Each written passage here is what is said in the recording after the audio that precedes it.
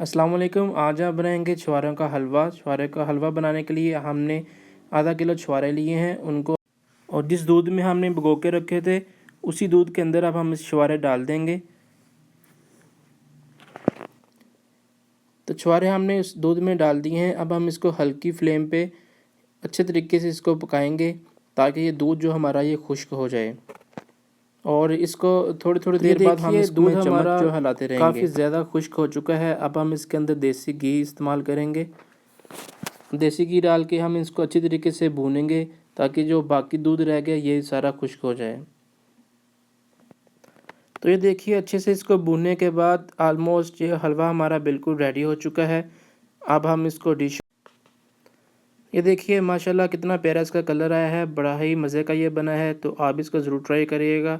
इंशाल्लाह आपसे मिलेंगे नेक्स्ट नई वीडियो के साथ। तब तक के लिए अल्लाह हाफिज़।